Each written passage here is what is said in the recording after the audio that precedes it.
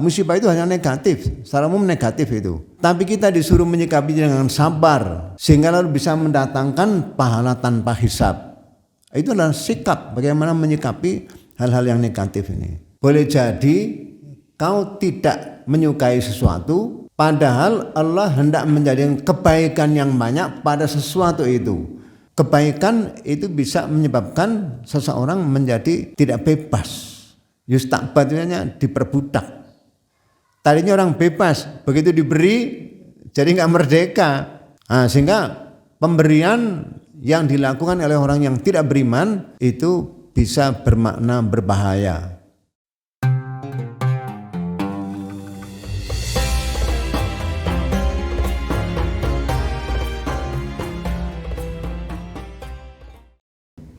Assalamualaikum warahmatullahi wabarakatuh. Mari kita awali dengan baca basmalah nih. Bismillahirrahmanirrahim. Alhamdulillah nahmaduhu wa nasta'inuhu wa nastaghfiruh wa na'udzu billahi min syururi anfusina wa min sayyiati a'malina. May yahdihillahu fala mudilla lahu wa may yudlil fala hadiya lahu. Asyhadu an la ilaha illallah wahdahu la syarika lah wa asyhadu anna Muhammadan abduhu wa rasuluh.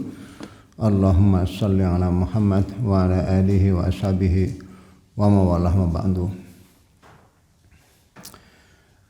Bapak Ibu sekalian rahimakumullah. Pada kesempatan kali ini marilah kita bersama-sama meluruskan niat kita bahwa kita hadir ke majelis ini adalah dalam rangka untuk belajar bersama, belajar wahyu yang merupakan petunjuk bagi umat manusia untuk memperbaiki mutu kehidupan kita ini.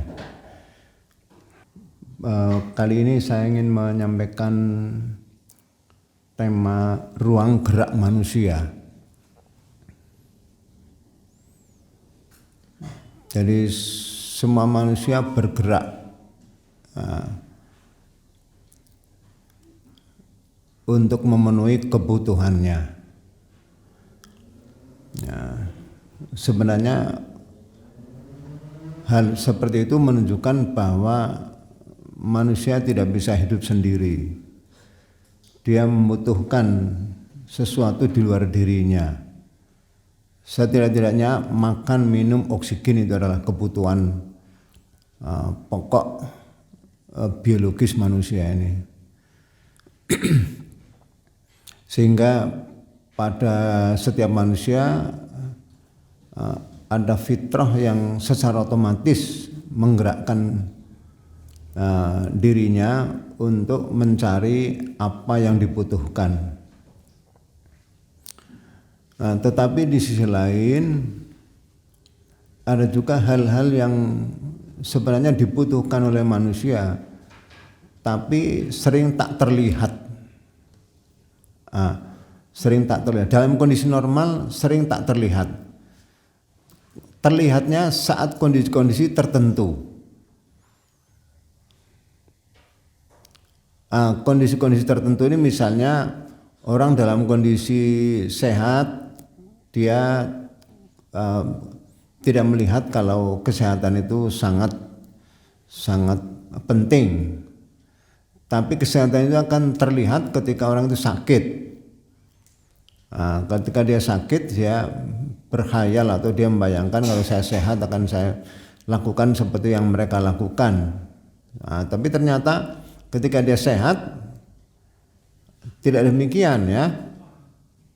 Terbalik, sama halnya dengan orang yang ketika dalam kondisi darurat ya, berada di laut, ada gelombang besar, angin puting beliung ya.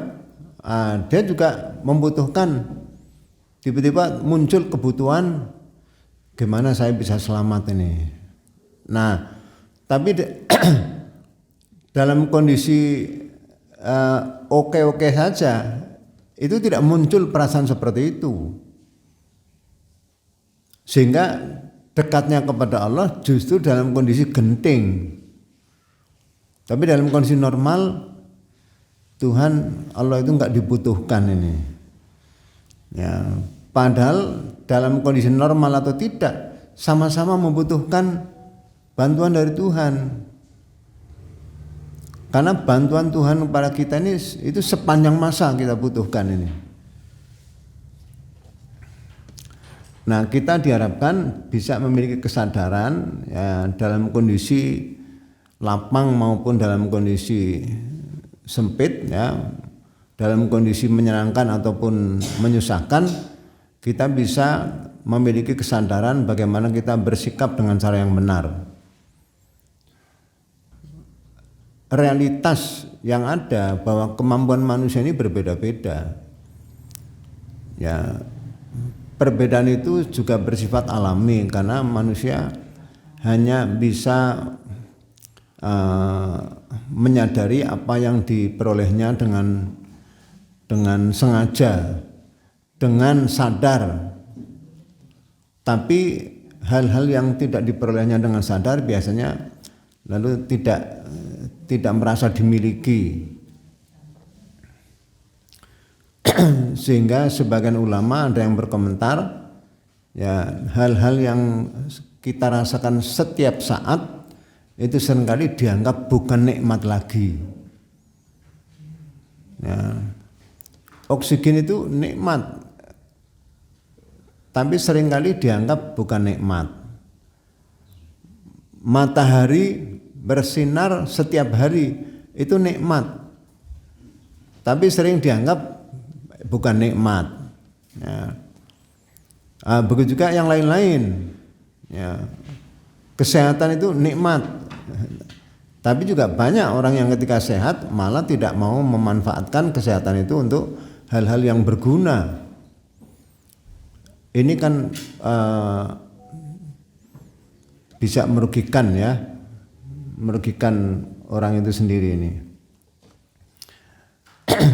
Nah, terkait dengan ruang gerak manusia, posisi wahyu itu adalah memfasilitasi, menunjuki supaya manusia betul-betul terpelihara kebebasan ruang geraknya. Jadi yang asli dari wahyu itulah menghendaki manusia mengalami kebebasan atau memiliki kebebasan ruang gerak tanpa batas sesuai dengan kemampuan masing-masing orang itu. Itu yang asli. Dulu pernah saya sampaikan satu istilah dari Mahmud Muhammad Toha, yaitu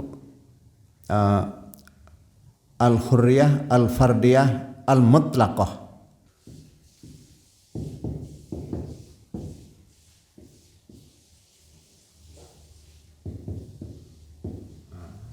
Ini ungkapannya Mahmud Muhammad Toha ini.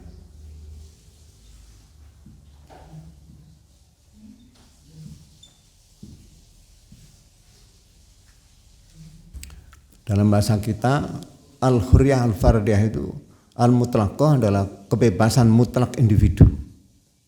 Tapi ketika orang mengenal bahwa yang memiliki kebebasan mutlak itu hanya Allah, maka mustahil manusia punya kebebasan mutlak ini. Karena kebebasan yang tak terbatas ya hanya dimiliki oleh Allah, sebagaimana ilmu Allah tak terbatas, keinginannya tak terbatas, kemampuannya tak terbatas, kebebasan juga tak terbatas ini. Nah, sementara manusia itu bagian dari makhluk yang memiliki sifat abadi, bahwa makhluk itu senantiasa terbatas, memiliki kekurangan dan juga memiliki kelebihan. Oleh karena itu istilah mutlaqah sebenarnya tidak pas untuk manusia. Tetapi istilah al-hurriyah al-fardiyah al-mutlaqah ini adalah dalam batas-batas kemanusiaan, di mana manusia selama dia ingin bergerak tidak ada yang menghalang-halangi. Nah, itulah kebebasan mutlak ini. Jadi kebebasan sejauh kemampuan manusia. Nah, Al-Quran itu memfasilitasi bagaimana manusia bisa memiliki ruang gerak yang bebas, tidak dibatasi oleh hal-hal yang bisa mengganggu pencariannya terhadap hal-hal yang dia butuhkan ini. Oleh karena itu Al-Quran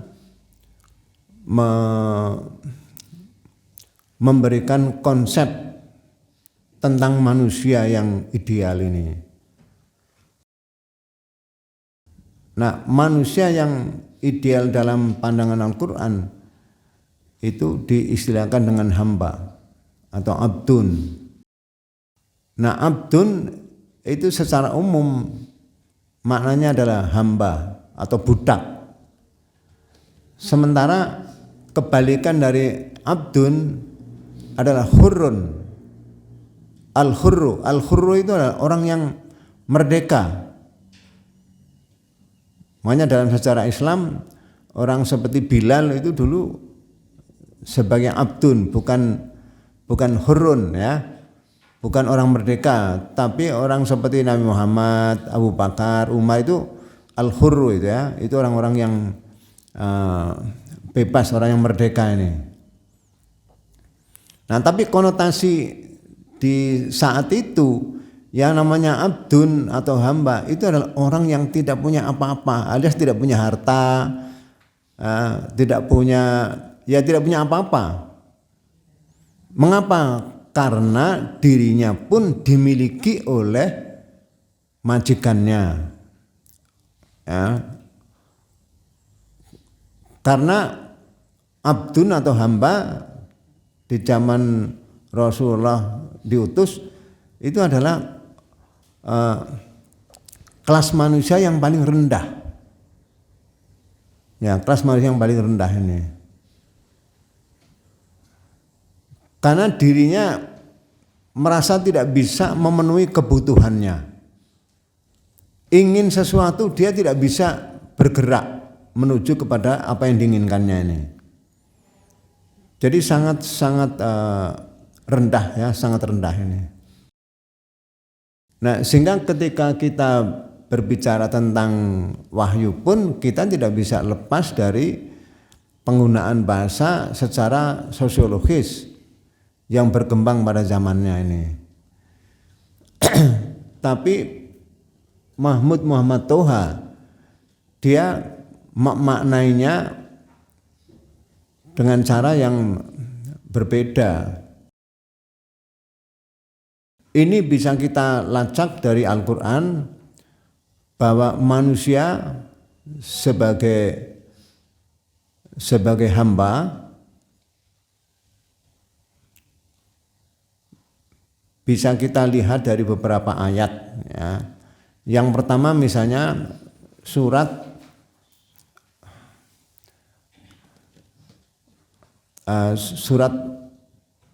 Az-Zariyat ya, surat Az-Zariyat ayat 56. وَمَا خَلَقْتُ الْجِنَّ وَالْإِنسَ إِلَّا لِيَعْبُدُونَ.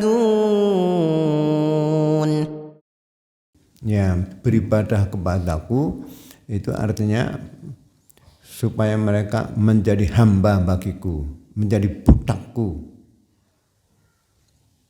supaya mengabdi kepadaku. Ya, mengabdi itu adalah pekerjaan budak ya, pekerjaan hamba. Dan ini keputusan dari Tuhan yang Maha Pemurah.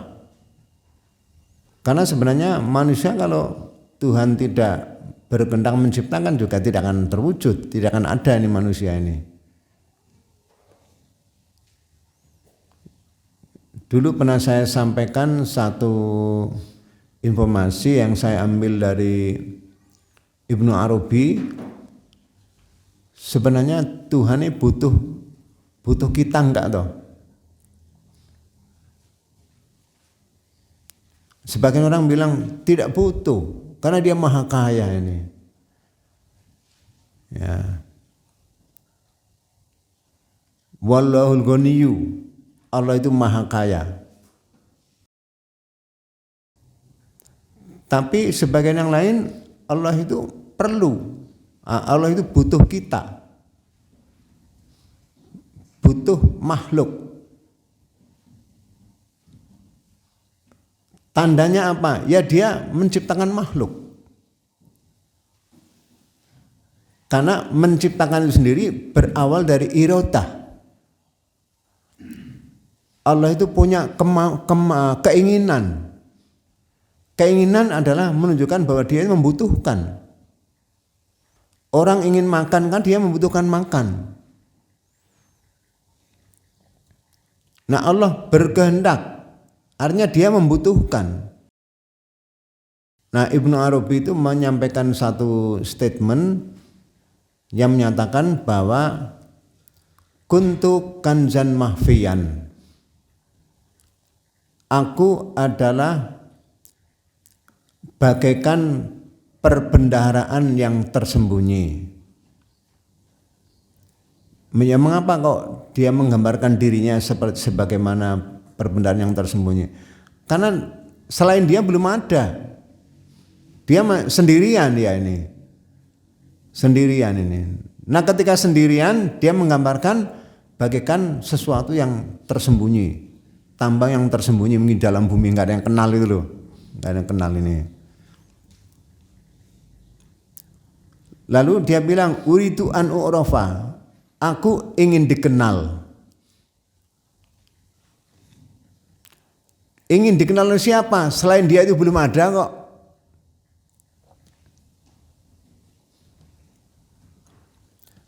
Fa khalaqtul khalqa, lalu aku ciptakan makhluk.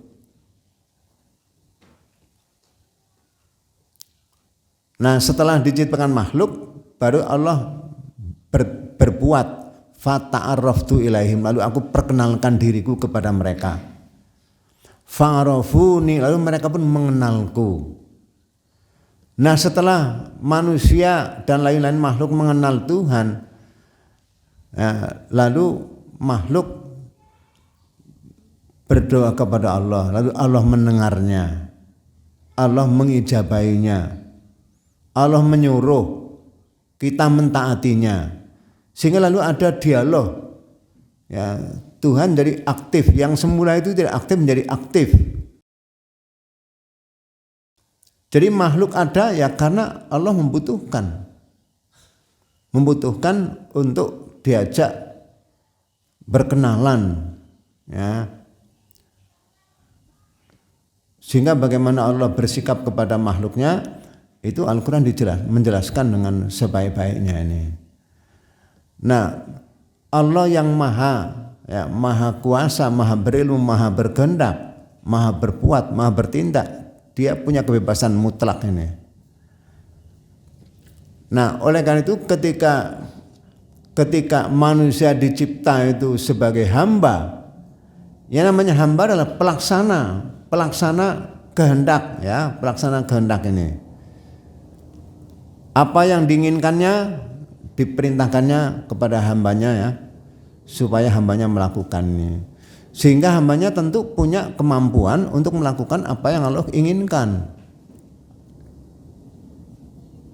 Ya, tentu ada perbedaan antara Allah dengan makhluk, karena yang mendasar, ya, kalau Allah yang mencipta, makhluk yang diciptakan, tentu makhluk itu lebih rendah daripada yang menciptakannya. Lalu di ayat lain kita diperintahkan untuk menghambakan diri kepada Tuhan. Jadi setelah ada statement bahwa manusia, jin dan manusia dicipta untuk supaya mengabdi kepada Allah, beribadah kepada Allah, menjadi hambanya, lalu kita disuruh secara tegas, ya ayyuhan nasu'budu rabbakumul ladzi khalaqakum. Ada di surat Al-Baqarah ayat 21. Wahai manusia, sembahlah Tuhanmu yang telah menciptakanmu dan juga telah menciptakan orang-orang sebelum kamu, agar kalian menjadi orang yang bertakwa. Nah, di sini ada perintah untuk menjadikan dirinya sebagai hamba Allah. Kita harus ikrar supaya kita menjadi Abdullah. Dan Abdullah dalam satu hadis dikatakan sebagai nama yang paling baik. Nama yang paling baik adalah Abdullah. Tentu nama itu mengandung maksud. Kalau orang itu supaya orang itu sadar bahwa dirinya adalah hamba Allah. Supaya tetap terpelihara dalam kondisi yang baik. Nah, mengabdi tidak lain adalah melaksanakan kehendak Allah ini. Mengabdi kepada Allah ya melaksanakan kehendak Allah ini. Nah, perbedaan antara manusia menjadi hamba Allah dan menjadi budak manusia itu terletak pada pemanfaatan hasilnya. Kalau budak manusia, ada seseorang menjadi budak manusia ya, dia disuruh bekerja, tapi hasilnya diambil oleh majikannya. Tapi kalau menjadi hamba Allah atau budak Allah, sama-sama suruh bekerja, tapi semua hasilnya itu untuk manusianya itu sendiri.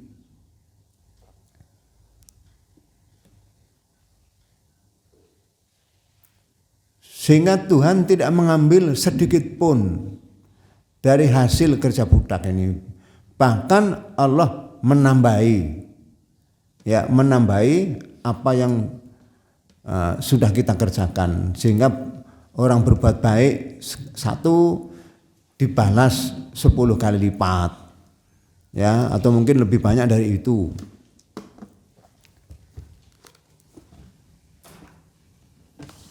Sehingga Allah tidak hanya sekedar maha pemberi, tapi juga maha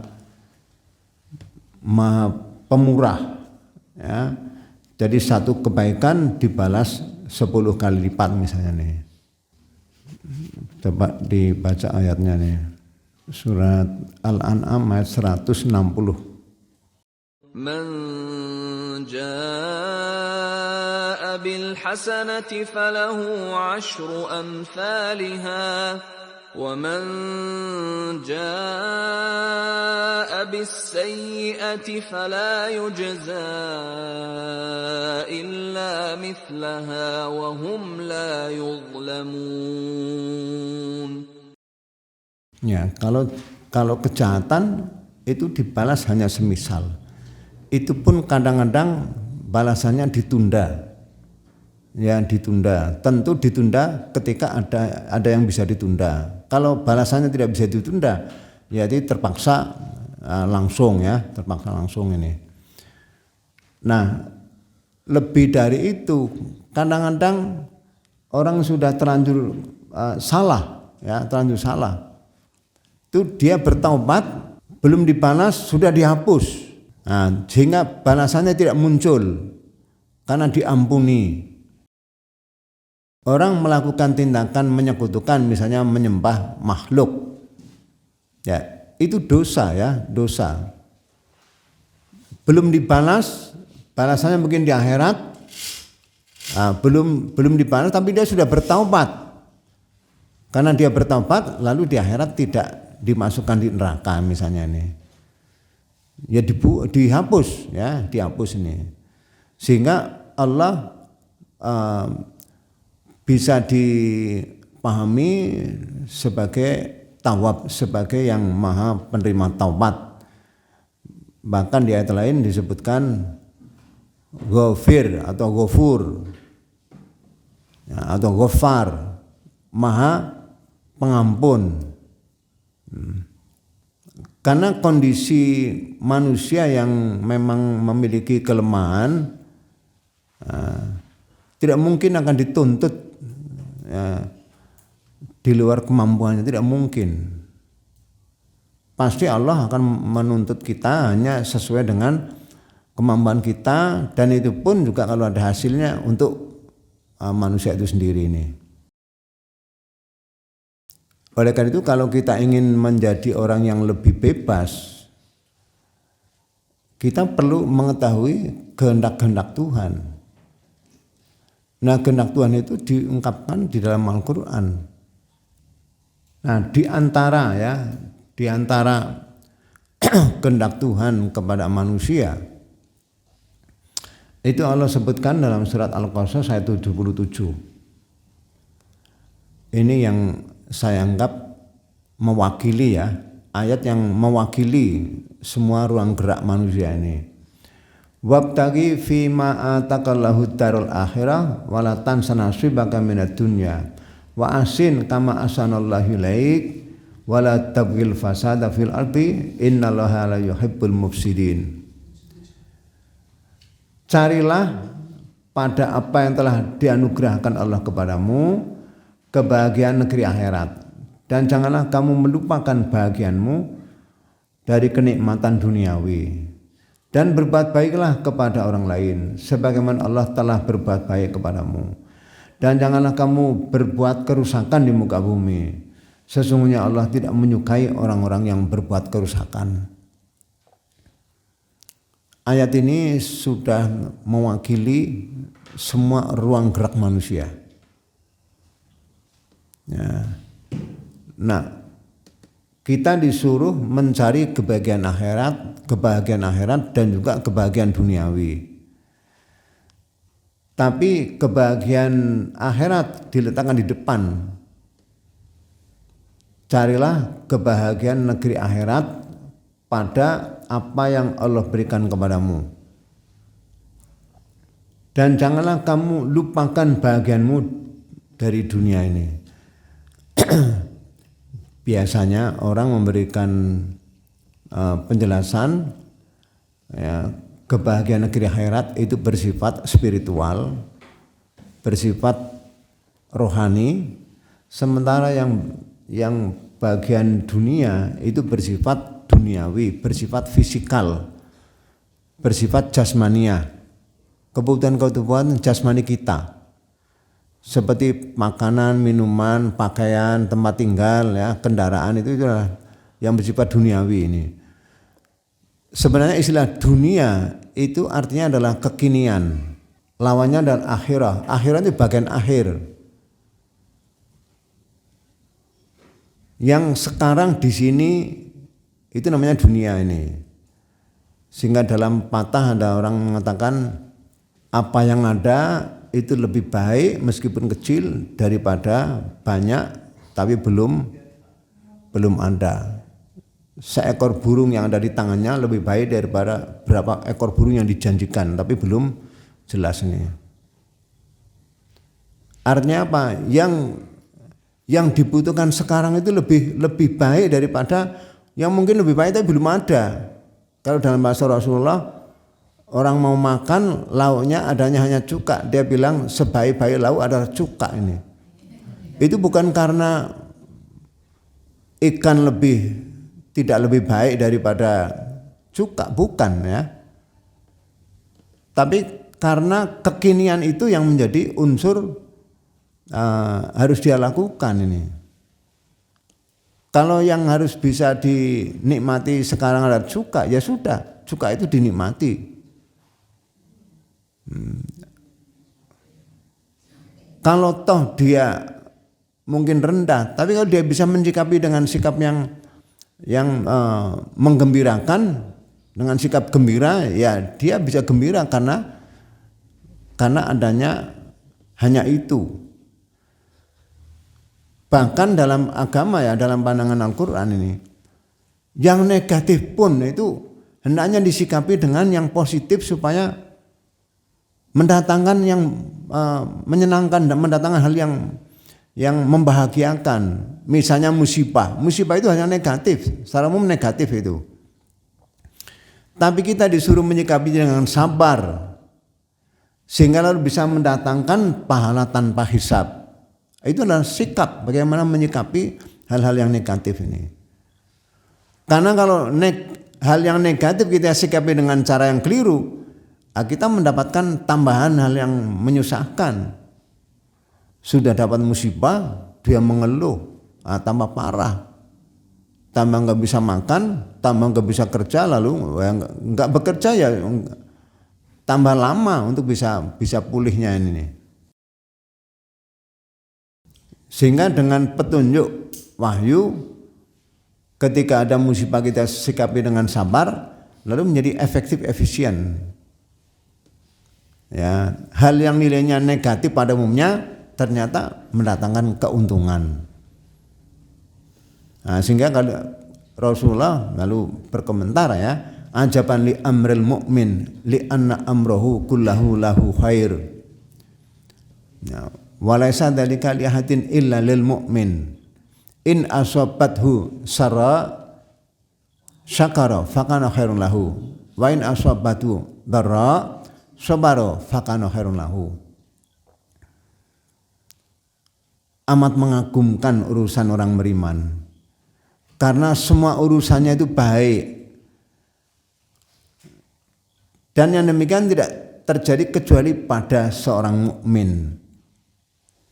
Penjelasannya, kalau dia mendapatkan hal-hal yang menyenangkan, sarra itu adalah hal yang menyenangkan ya. Nah, syakara, dia bersyukur. Ya mungkin dalam bahasa lainnya, kalau dia mendapatkan nikmat, dia bersyukur.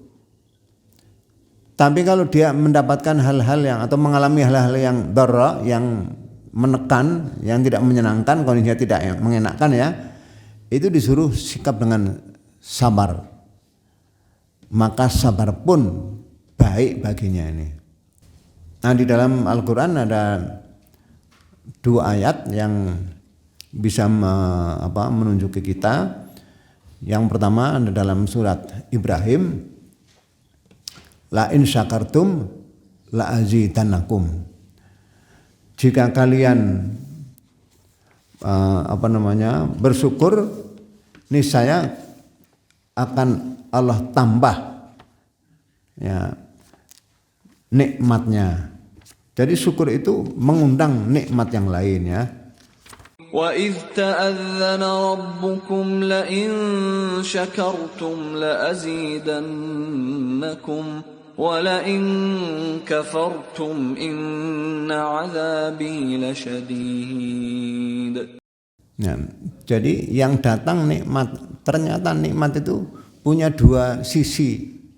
Sisi bisa mengambil hal yang positif dan sisi yang lain bisa mendatangkan yang negatif. Padahal yang datang nikmat. Jadi kalau yang datang nikmat kalau lalu salah bersikap, ya dia gagal. Dia gagal ini. Di ayat lain ya, di dalam surat Az-Zumar ayat 10, Allah tuntunkan bagaimana kalau yang datang itu adalah hal-hal yang tidak kita sukai, yaitu kita harus sabar. Ya, sabar itu mengundang balasan pahala tanpa hisab ini. Ya, tolong dibaca.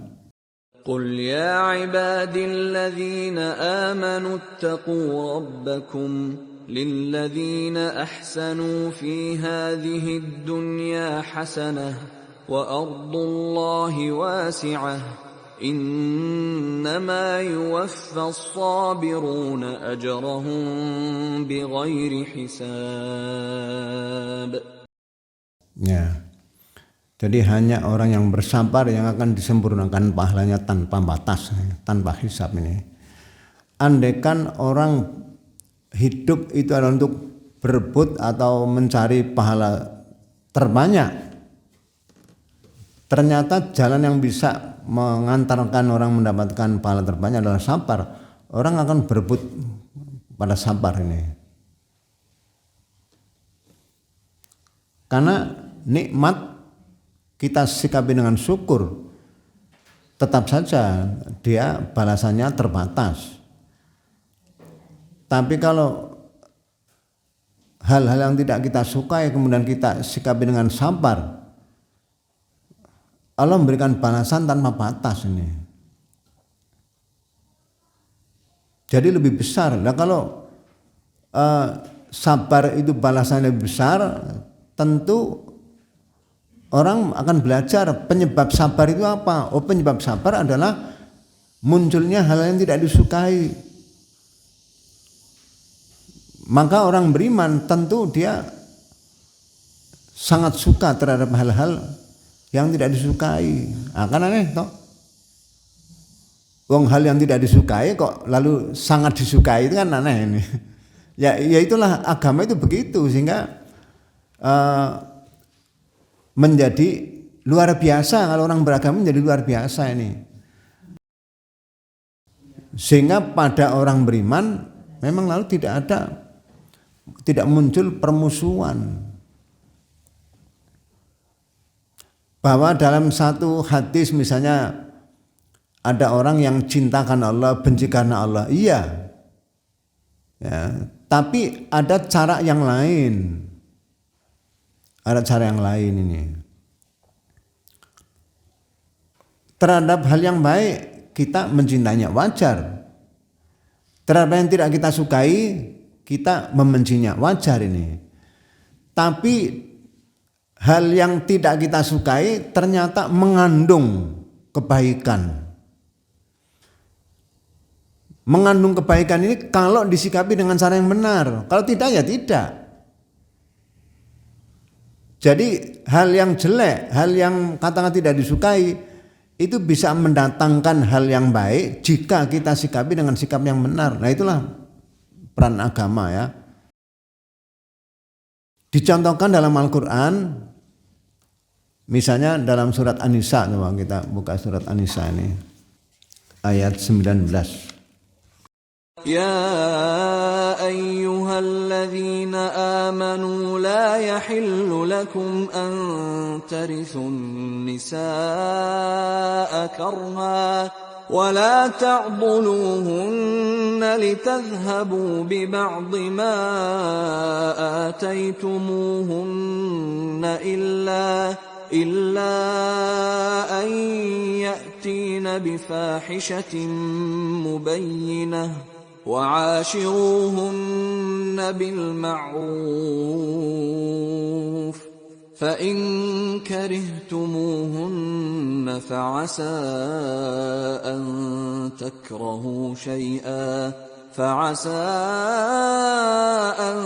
تكرهوا شيئا ويجعل الله فيه خيرا كثيرا. Ya. Di akhir ayat itu ada sebutan wa ashiruhunna bil ma'ruf. Ini nasihat buat orang yang nikah biasanya ya.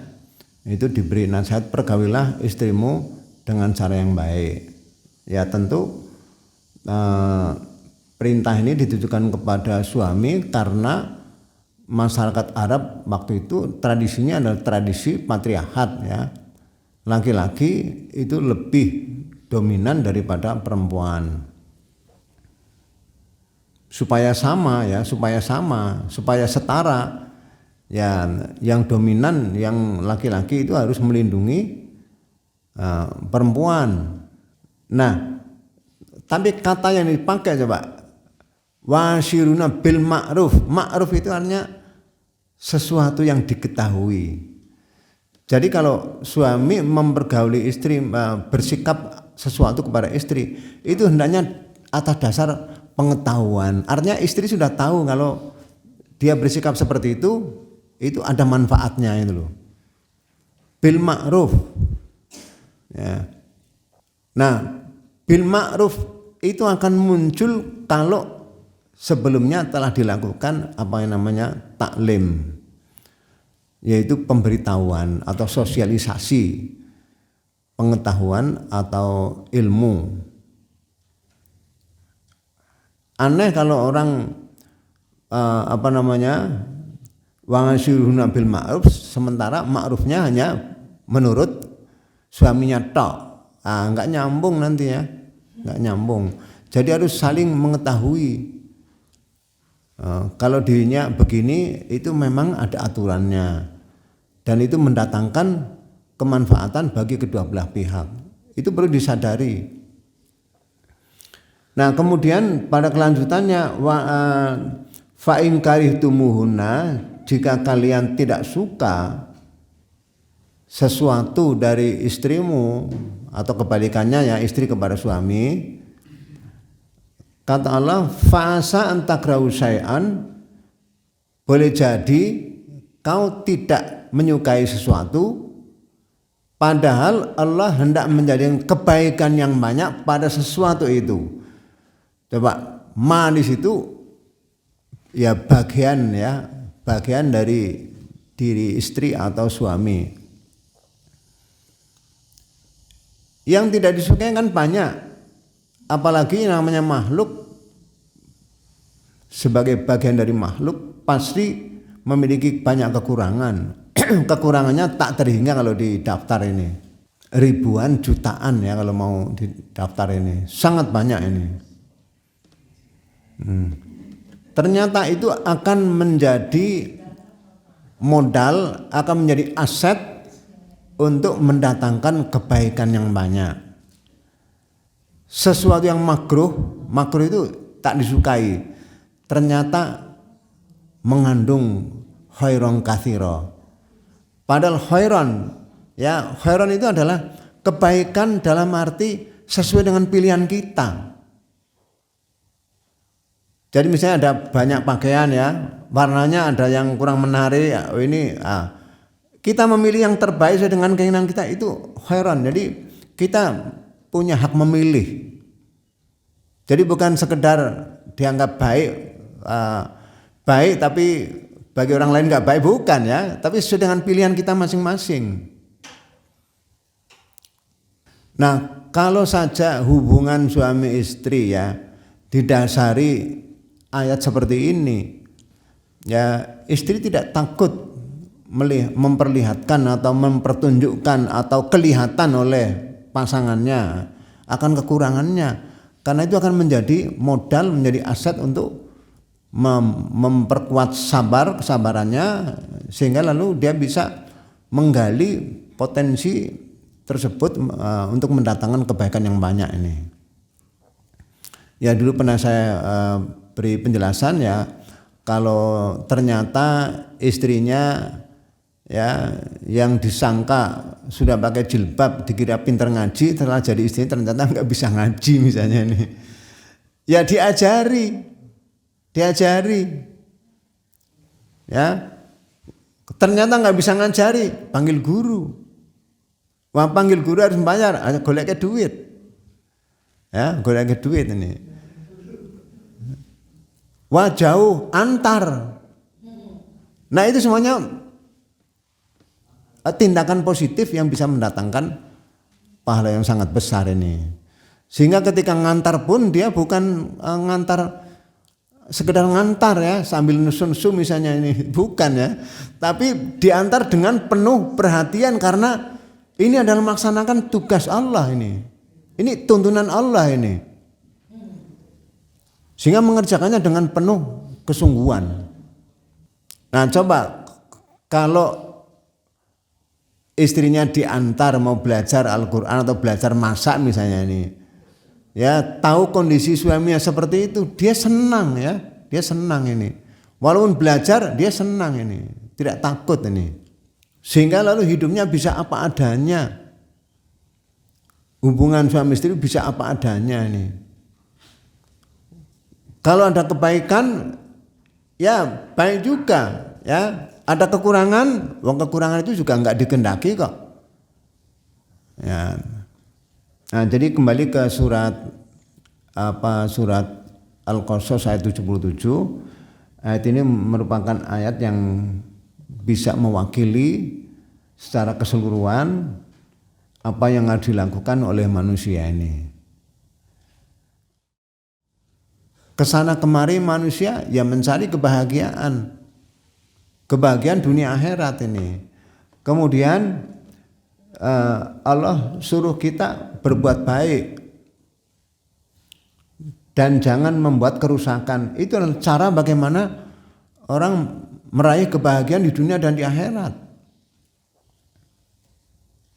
Nah, kemudian di dalam surat Asy-Syura ayat 20 Allah jelaskan lebih rinci. Man kana yuridu harsal akhirah nazid lahu fi harthihi wa man kana yuridu hartsad dunya nu'tihi minha wa ma lahu fil akhirati min nasib. Siapapun yang menghendaki keuntungan di akhirat akan kami tambah keuntungan itu baginya. Dan siapa yang menghendaki keuntungan dunia, kami berikan kepadanya sebagian dari keuntungan dunia. Sebagian di sini ya. Dan tidak ada baginya satu bagian pun di akhirat ini. Jadi ayat ini memberikan penjelasan lebih rinci kalau orang menghendaki kebahagiaan di akhirat akan Allah tambah ya, balasannya di dunia ini. Itu menunjukkan bahwa amal orang beriman memang bernilai ganda. Mengapa bernilai ganda? Karena ketika dia melakukan sesuatu itu didasari keikhlasan atau keimanan. Sehingga ketika dia memperoleh hasil dari kerjanya masih ada harapan lain. Walaupun ini sudah dibalas di dunia, tapi juga nanti di akhirat ada lagi. Misalnya orang bercocok tanam, ya bertani, dikerjakannya dengan penuh kesungguhan mengikuti petunjuk Allah. Ketika bekerja dia banyak ingat kepada Allah. Ketika dia harus salat ya tinggalkan untuk salat. Begitu juga yang lain-lain ya. Maka ketika dia bertani itu semuanya memberikan harapan nanti di akhirat juga ada balasannya ini. Nah, sehingga lalu ada balasan dunia akhirat ini. Maksud saya balasan di dunia positif, akhirat juga positif itu. Tapi sebaliknya, orang yang hanya menghendaki balasan atau keuntungan dunia, kami beri sebagian darinya. Nah, coba ini. Nu'tihi minha. Kami beri dia minha, sebagian darinya ini. Dan di akhirat tidak mendapatkan keuntungan positif, tapi justru kerugian. Nah, kalau orang berbuat baik, kalau lalu di akhirat tidak dapat pahala, dia rugi. Padahal aktivitasnya sama. Aktivitasnya, wujud konkretnya itu sama ini. Tapi batinnya, harapannya berbeda, hasilnya akan berbeda ini. Coba di surat An-Nisa ayat 134.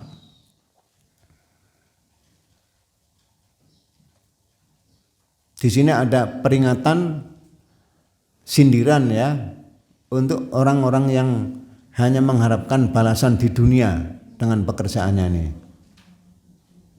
An-Nisa 134 ini. Man kana yuridu thawabad dunya fa'indallahi thawabud dunya wal akhirah wa kana Allahu sami'an basira. Ya, ini kan sindiran halus ya buat orang yang bertindak atau beraktivitas ini. Lo aktivitasnya sama. Kenapa hanya mengharapkan balasan di dunia saja? Pada sisi Allah ada pahala di akhirat ini. Artinya apa? Kalau kita berbuat dengan dasar ikhlas, di samping dapat balasan di dunia, juga ada balasan di akhirat. Berikutnya lagi coba di surat Al-Imran ayat 145. وَمَا كَانَ لِنَفْسٍ أَن تَمُوتَ إِلَّا بِإِذْنِ اللَّهِ كِتَابًا مُؤَجَّلًا وَمَن يُرِدْ ثَوَابَ الدُّنْيَا نُؤْتِهِ مِنْهَا وَمَن يُرِدْ ثَوَابَ الْآخِرَةِ نُؤْتِهِ مِنْهَا وَسَنَجْزِي الشَّاكِرِينَ. Jadi orang yang menginginkan pahala dunia, ya istilah thawab itu karena thawab dunia itu berarti pahala itu di dunia juga loh ya, tidak hanya di akhirat loh ya. Dan juga disebut Thawabul akhirah, pahala akhirat. Jadi thawab itu untuk dunia dan juga untuk akhirat ini. Nah, asal kita bersungguh-sungguh menjadi seorang mukmin yang wujud konkretnya adalah muhsin. Jadi muhsin itu adalah orang yang selalu menggunakan potensinya untuk berbuat baik. Ya, muhsin itu akan mendapatkan balasan di dunia dan juga balasan yang baik di akhirat ini. Dibaca surat Ali Imran ayat 148. فآتاهم الله ثواب الدنيا وحسن ثواب الآخرة والله يحب المحسنين. Ya, jadi kita sudah mengaku lah, setidaknya mengaku sebagai mukmin. Mari kita berusaha untuk menjadi muhsin, ya, menjadi orang yang senantiasa menggunakan potensinya untuk hal-hal yang positif, hal-hal yang baik ini. Bahwa kadang-kadang kita muncul ketidakmampuan, ya, karena mungkin kehabisan energi, ya, karena terlambat makan, terlambat minum misalnya, ya itu manusiawi. Sejauh itu tidak terus-menerus ya tidak apa-apa, ya. Tapi kalau terus-menerus ya jadi aneh, ya, jadi aneh ini. Nah, sementara hal-hal yang sifatnya ukhrawi, di depan tadi saya sampaikan, ya, itu seringkali orang lupa. Tapi kalau orang yang beriman itu setiap mengerjakan yang duniawi itu otomatis juga untuk tujuan baik di akhirat ini. Nah, sebagian yang lain, sebagian ayat menyebutkan yang duniawi itulah yang dohir, yang akhirat itulah yang batin. Orang yang tak beriman itu melihatnya yang lahir-lahir saja ini. Yang batin enggak terlihat. Karena enggak terlihat enggak terfikirkan. Karena enggak terfikirkan lalu ya dia lengah, dianggap lengah terhadap hal-hal yang berguna buat dirinya ini, terutama di akhirat nanti ini. Dibaca surat Ar-Rum surat ke-30 ayat 7. Ya'lamuna zahiran minal hayatid dunya wa hum 'anil akhirati hum ghafilun. Nah, padahal kita disuruh melihat keduanya. Ya, karena keduanya itu tidak bisa dilepaskan dari diri kita. Kita sudah terlanjur menjadi manusia, bukan posisinya sebagai Tuhan. Alias kita ini diatur. Kalau kita ingin baik, ya kita ikuti aturan yang dibuat oleh Allah, yang pasti bisa diberlakukan dan pasti akan dijalankan oleh Allah. Nah, kalau aturan yang dibuat oleh manusia kan kadang dibuat, kadang dilakukan, kadang tidak ini. Sudah ada undang-undangnya, ya. Sudah ada undang-undangnya. Tindak pidana pencucian uang itu dipidana sekian tahun. Tapi bisa ya penegak hukumnya disuap supaya tidak ditindak itu loh. Sehingga meskipun ya sudah melakukan tindak pidana pencucian uang, ya karena nggak pernah diungkap, nggak pernah diproses, ya dia di dunia tidak menjadi korban, ya, tidak menjadi korban karena tidak dihukum ini. Nah, tapi hukum Tuhan tidak begitu. Ya, hukum Tuhan berjalan secara otomatis karena sudah didesain sedemikian rupa. Oleh karena itu kita perlu waspada terhadap hal yang lahir dan yang batin.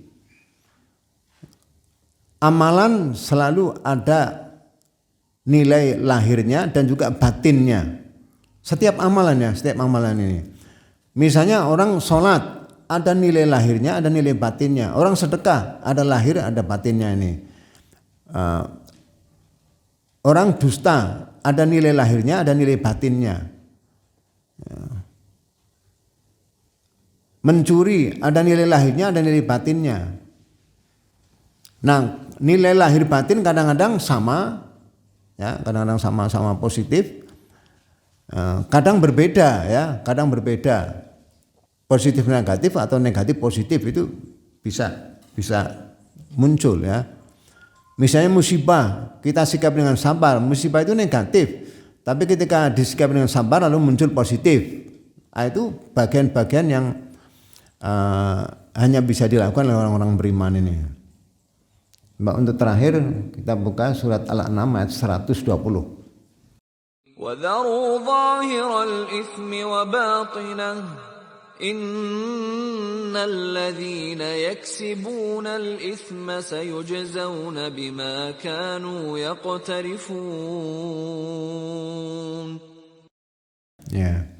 Jadi dosa itu ada yang zahir, ada yang batin. Ya. Misalnya ya sedekah, ya, sedekah itu secara lahiriah itu hal yang baik, ya, yang baik ini. Tapi kalau sedekah itu tidak dilakukan dengan dasar keimanan, itu bisa menimbulkan hal yang negatif. Kelihatannya sedekah, tapi ternyata dia di belakang hari dia mau minta bantuan. Nah, itu loh. Tolong besok pilih saya ya, gitu. Itu kan namanya sedekahnya itu sudah milih minta upah itu loh, minta balasan di dunia ini. Jadi sedekahnya itu mungkin positif, tapi ternyata di belakangnya jadi negatif. Sehingga lalu muncul pepatah atau ungkapan atau kata-kata bijak dari masa lalu, bil birri yusta'badul hurru. Ya, kebaikan itu bisa menyebabkan seseorang menjadi tidak bebas. Yusta'badnya diperbudak. Tadinya orang bebas, begitu diberi jadi nggak merdeka. Sehingga pemberian yang dilakukan oleh orang yang tidak beriman itu bisa bermakna berbahaya. Bagi orang beriman perlu hati-hati, ya, jangan sampai lalu dikendalikan, ya. Ya karena itu sifatnya otomatis, ya. Otomatis ini. Orang kalau sudah hutang budi, ya dia akan menjadi budak, ya. Menjadi budak ini. Kalau menjadi budak, ya dia tidak merdeka. Kalau sudah hina, ya, karena dia tidak merdeka, ya. Lalu ada pepatah yang lain mengatakan adzullu yumitul irodah. Wah, itu sudah berbahaya sekali, ya. Orang kalau sudah hina, kehinaan itu menyebabkan irodahnya mati, alias dia nggak bisa punya inisiatif. Walaupun ingin, tapi nggak bisa diungkapkan keinginannya itu. Ini sudah, kalau sudah yumitul irodah, mematikan kehendak, berarti dirinya sudah seperti benda mati, sudah nggak ada harganya ini. Jadi manusia ada pada geraknya. Kalau sudah nggak bisa bergerak, nggak punya keinginan, nah sudah habis riwayatnya ini. Saya kira itu. Mungkin ada yang mau berkomentar atau bertanya, monggo silakan. Saya dulu, ini beberapa ayat yang kaitan balasan dunia akhirat, ini yang nanti dikaitkan dengan ikhlas. Saya pernah belajar di Masjid Al-Falah Sragen. Apa? Belajar takmiran di Masjid Al-Falah Sragen itu, ya. Sana kan takmirnya Haji Kusnadi. Kalau Joko Karyan itu kan saldonya kosong atau nol itu, ya. Tapi nek Sragen itu saldonya minus. Nah, saya penasaran kok bisa seperti itu. Ternyata beliau juga punya banyak kiat, termasuk juga yang ini mungkin kaitan dengan jamaah dan juga para pengisi. Jadi takmir itu tugasnya pokoknya memakmurkan masjid. Jangan ngurusi niatnya jamaah gitu, ya. Kan sana punya slogan masjid M3. Makan. Oh iya itu betul itu.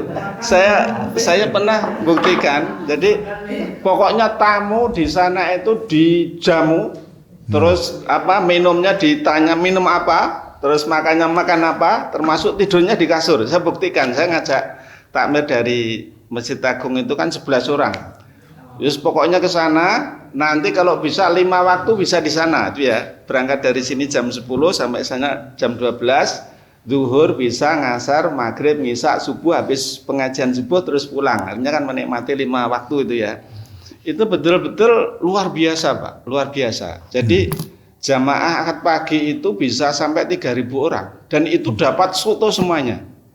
Dapat iya dan itu prasmanan itu ya. Dan tamu itu luar biasa memang di apa ada sambutan yang luar biasa.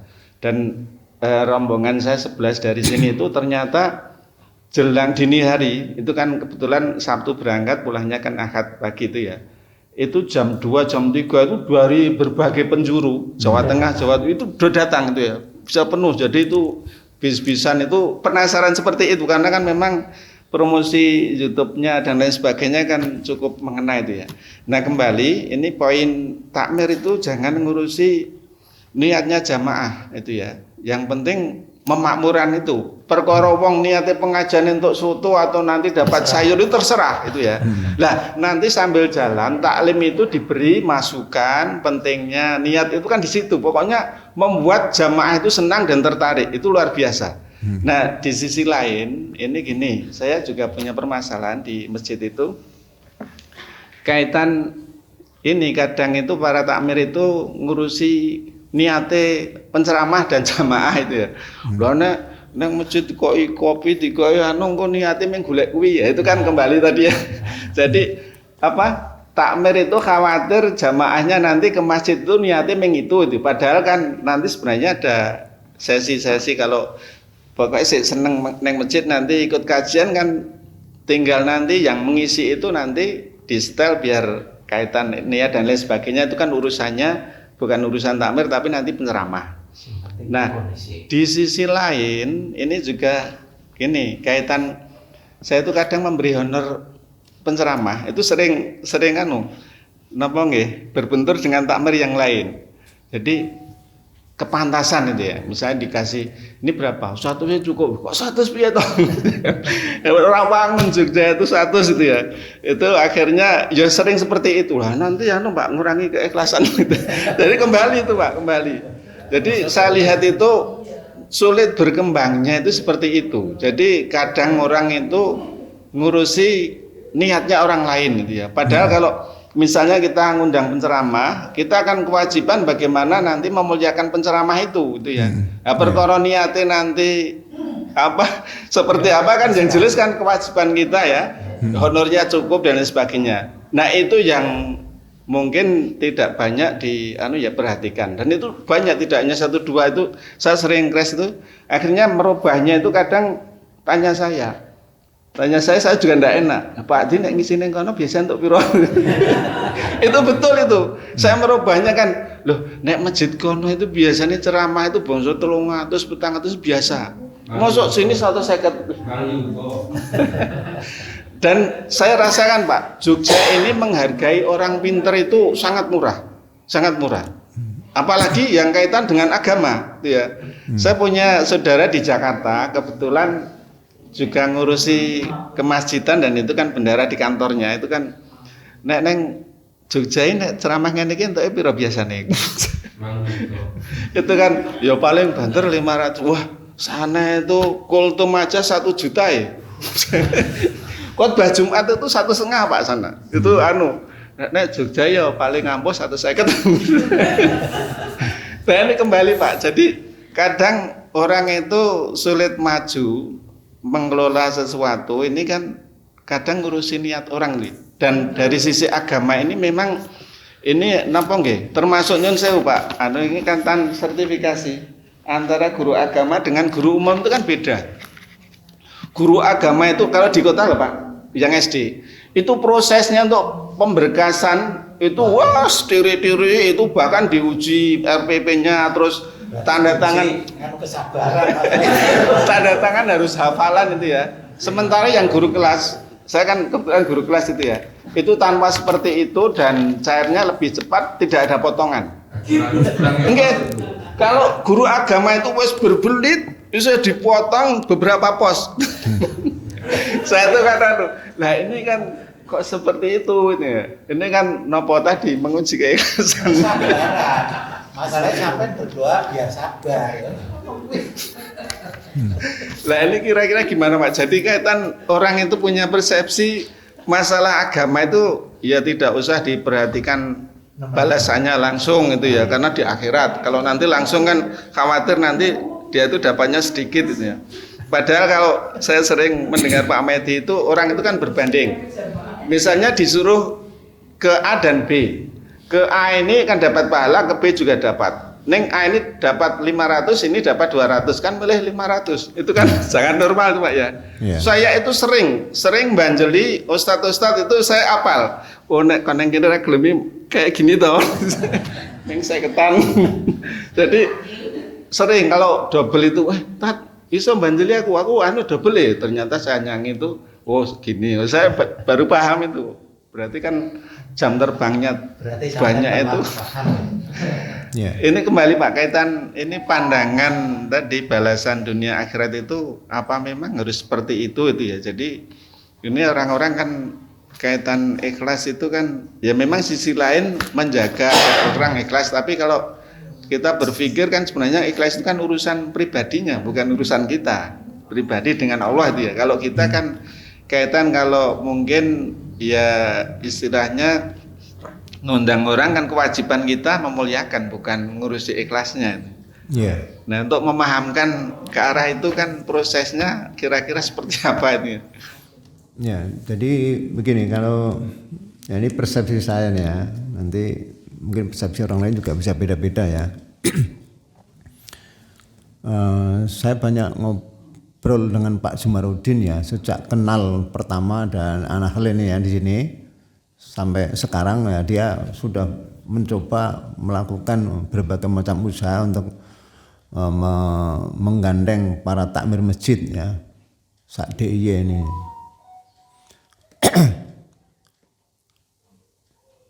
naik turun Pak, naik turun ini. Ya, punya apotek, akhirnya apoteknya juga dijual gitu loh. Ya pahit, getir, manis dan seterusnya itu sudah dari coba ini. Saya dulu sudah pernah juga menyampaikan kalau kita umat Islam ingin maju, kata kuncinya satu, yaitu amal saleh ini. Kalau amal saleh nggak ditegakkan, nggak diperkuat, ya produknya sampai kapanpun ya hanya gali lubang tutup lubang. Ya. Secara umum umat Islam ini kenapa kok lalu banyak yang miskin, banyak yang tidak mampu sampai ke kuliah ke perguruan tinggi ya. Kalau di Malaysia kan miskin kategorinya, kategori miskin kalau dia tidak bisa menyekolahkan anaknya ke perguruan tinggi, itu kategori miskin ya. Nah itu terjadi karena ya etos kerjanya yang masih rendah ini. Kalau etos kerjanya rendah rata-rata ya kelebihannya pun juga kecil ya, kecil ini. Karena kalau dalam pandangan Al-Quran yang namanya orang bisa sedekah, infak itu yang kalau al-af punya kelebihan. Nah kalau honor kerja, upah kerja itu kecil, ya sampai kapanpun juga akan kecil ini. Nah untuk bisa meningkatkan upah, ya, itu kerjanya harus lebih besar ini. Kalau dalam sebuah lembaga ada pimpinannya, ada bawahannya. Ya, bawahnya kan dapat gaji yang lebih meningkat kalau hasil kerjanya lebih bagus. Nah, lebih bagus ini akan terjadi kalau ada kreativitas. Nah, sementara dalam ajaran Islam seringkali yang dikembangkan bukan kreativitas, tetapi ketaatan. Nah, ketaatan itu produknya pemikiran sufi ya. Sehingga Al-Jabiri menggambarkan bahwa ya andilnya sufi besar sekali dalam mengkondisikan umat taat, bukan kreatif ya. Ya minimal itu inovasi. Ya, taat itu paling bawah, ya paling bawah ini. Di atasnya inovasi, di atasnya kreativitas itu.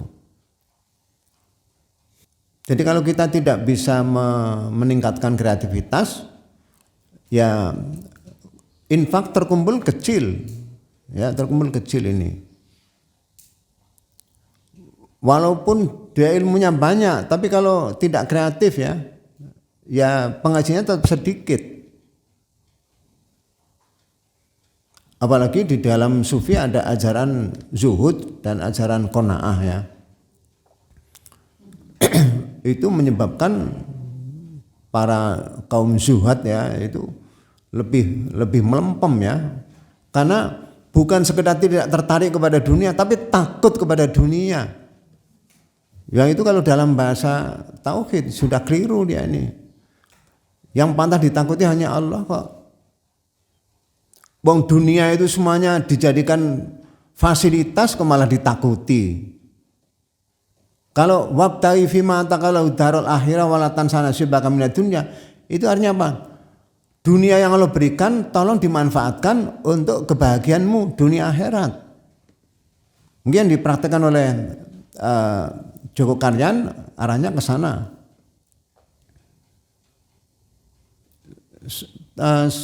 Puasa kemarin saya juga ke sana membersamai mertua saya, datang serombongan dari Kebumen sana ya.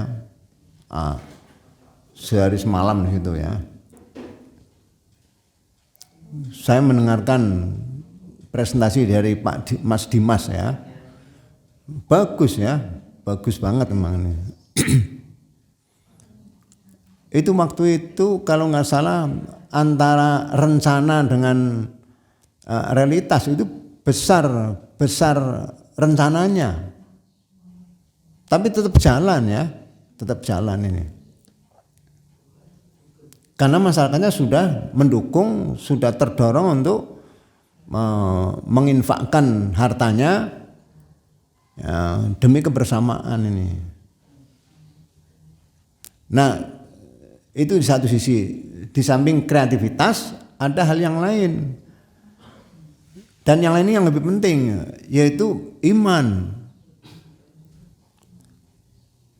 Orang walaupun punya banyak kelebihan, kalau tidak ada iman juga tidak akan mengeluarkan hartanya. Ya hartanya hanya disimpan aja, ya lalu diputar oleh bank, ya untuk mendapatkan keuntungan yang lebih besar. Nah iman itu membuat orang berani mengeluarkan walaupun punyanya hanya itu. Yang penting dirinya tidak termasuk dalam kondisi merusak dirinya ini. Itu dilakukan ya, sehingga lalu ada sebutan infak fis-sarra wad-dharra. Nah itu dalam kondisi senang, lapang maupun dalam kondisi sempit. Nih, itu hanya dilakukan oleh orang-orang beriman.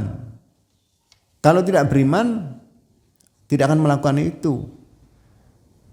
Yang dilakukan ya untuk dirinya sendiri aja kurang kok. Saya pernah membaca tulisannya Muhammad Abduh dalam Tafsir Al-Manar ya. Di antara ungkapan yang menarik dari dia nih, umat Islam itu tidak membayar zakat karena ajaran fikih. Nah itu di antaranya ya yang sangat menyebabkan umat Islam itu enggak membayar zakat itu adanya konsep nisab. Jadi haul dan nisab ya, itu istilah haul dan nisab, 1 tahun dan sampai ukuran tertentu. Itu fikih selalu saja menyatakan bahwa orang yang punya harta kalau belum sampai mencapai senisab, seukuran sekian berapa 80 atau 85 gram, 85 gram ya, itu belum berkewajiban zakat. Ini. Padahal Al-Quran tidak pernah bercerita tentang nisab. Enggak pernah ada, satu ayat pun enggak pernah ada yang bercerita tentang nisab ini. Dia menyangka kalau zakat itu adalah untuk kepentingan orang lain. Padahal zakatnya adalah kepentingan dirinya sendiri untuk nanti di akhirat ini.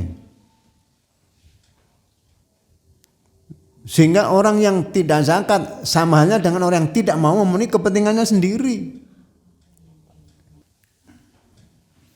Dulu pernah juga saya singgung ini. Kata kitab-kitab zakat yang namanya zakat itu adalah untuk 8 golongan.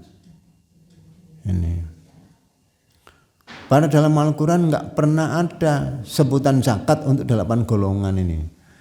Ya, kecuali dengan memindahkan makna sedekah dengan makna zakat.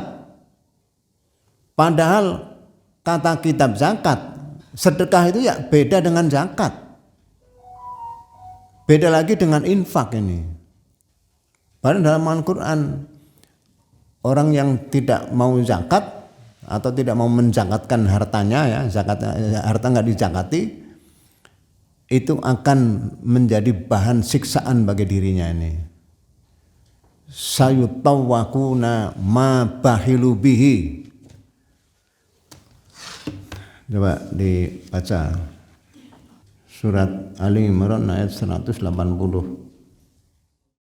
ولا يحسبن الذين يبخلون بما آتاهم الله من فضله هو خيرا لهم بل هو شر لهم سيطوقون ما بخلوا به يوم القيامة ولله ميراث السماوات والأرض Wallahu bima ta'maluna khabir. Ya, dalam hadis diberi penjelasan harta itu dikalungkan ke dalam lehernya ini, kemudian dia suruh berjalan keliling supaya orang tahu kalau dirinya itu kikir ini. Jadi kikir itu adalah menunjukkan kebodohan. Ya, kebodohan, dia tidak mengenal iman ini. Makanya teori yang dikemukakan dalam Al-Quran, kalau orang beriman dia akan terdorong untuk bekerja lebih keras. Nah, di antara yang bisa mendorong orang kerja lebih keras itu adalah memberi. Kalau orang itu memberi, lalu yang diberi punya kewajiban yang menurut undang-undang Tuhan ya, menurut perintah Tuhan, kita disuruh membalas dengan yang lebih baik, minimal sama ini. Nah, sehingga ketika orang berbuat baik, dia terdorong untuk membalas kebaikan itu. Nah, ketika dia tidak mampu, dia berusaha mampu dulu. Nah, itulah kreativitas muncul di situ itu. Kalau bilang wa idza khuyyitum bi tahiyatin fahayyu bi ahsana minha aw rudduha.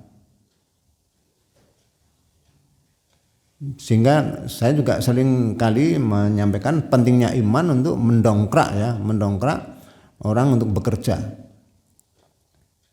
Saya kira itu untuk hari ini. Kurang lebihnya mohon maaf. Mari kita tutup dengan baca hamdalah dan kabar majelis ini. Alhamdulillah.